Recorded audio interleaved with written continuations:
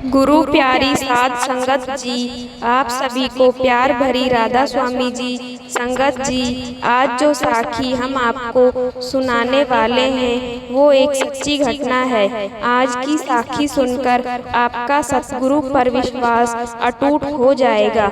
आज की साखी में आप यह भी जानेंगे कि जब सतगुरु हमें नाम दान की बख्शिश कर देते हैं तो उस दिन से सतगुरु कैसे हमारे आसपास रहते हैं, कैसे हमारे हर मामले में वो हमारी सहायता करते हैं। आपसे विनती है जी कि इस साखी को पूरा जरूर सुनिए जिससे आप इसका अर्थ समझ सकें जी। यह घटना पंजाब के लुधियाना शहर के पास एक गांव में रहने वाले एक सत्संगी परिवार की है।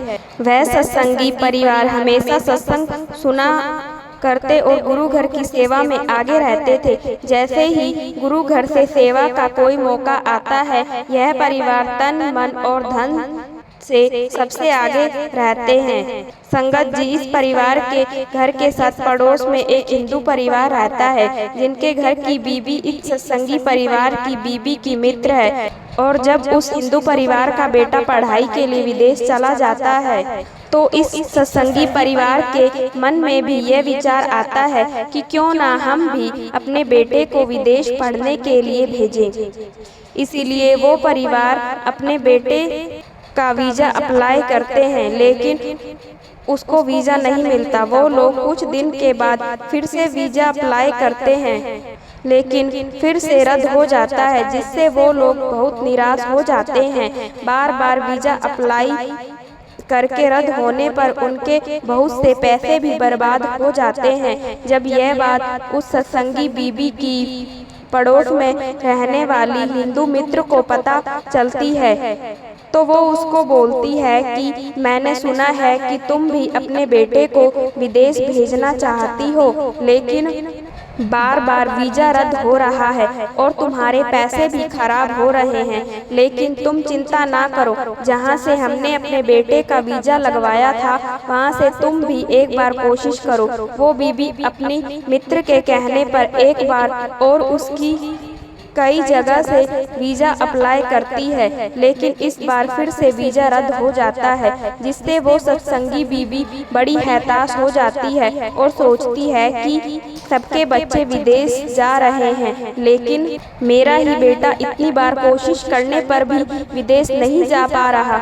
वो बहुत ज़्यादा निराश हो जाती है। हिंदू परिवार की उसकी मित्र उसको सलाह देती है, तुम मेरे साथ हमारे कुल पंडित के पास चलो और बेटे की कुंडली भी साथ लेकर चलो। लेकिन वो सत्संगी बीवी मना कर देती है और कहती है, मुझे मेरे सतगुरु पर पूरा विश्वास है। सतगुरु मेरा काम एक ना एक दिन जरूर बनाएंगे, क्योंकि उनके यहाँ देर हो सकती है, अंधेर नहीं।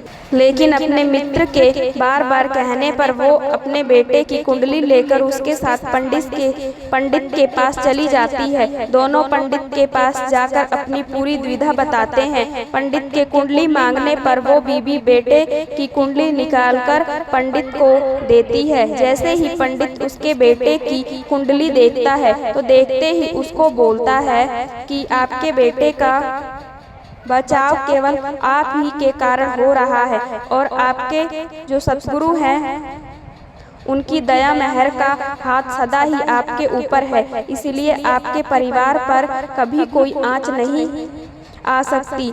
वो आपके अंग संग ही हैं। उनकी अपार कृपा आप पर बरस रही है और इस कुंडली के हिसाब से यही बात बन रही है कि अगर अभी आपका बेटा विदेश चला गया तो आपका बेटा गलत रास्ते पर चलने लगेगा और नशे करने लगेगा।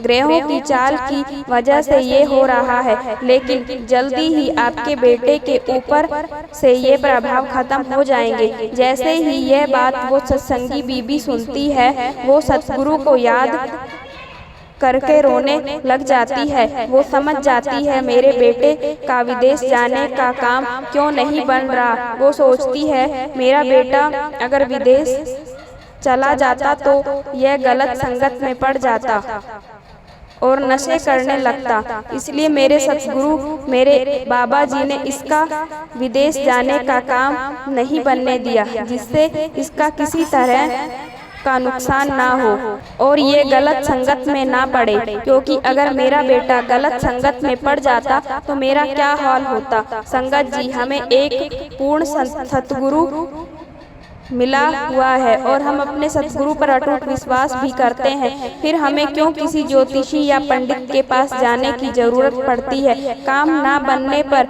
या बनने में देरी होने पर क्यों हमारा विश्वास उस सतगुरु के ऊपर से डगमगाने लगता है। सतगुरु ने हमें अपनी शरण में जगह दे दी है। हमारे अच्छे और बुरे की चिंता हमसे ज्यादा हमारे सतगुरु को है, क्योंकि सतगुरु की शरण में जाने वाले हर उस जीव की पूरी जिम्मेदारी सतगुरु अपने ऊपर ले लेते हैं। हमें बस सब्र और विश्वास रखना चाहिए। संगत जी, इसी के साथ मैं आपसे विदा लेती हूँ। अगर आपको यह सच्ची घटना अच्छी लगी हो तो वीडियो को लाइक और चैनल को सब्सक्राइब जरूर कर देना। राधा स्वामी जी।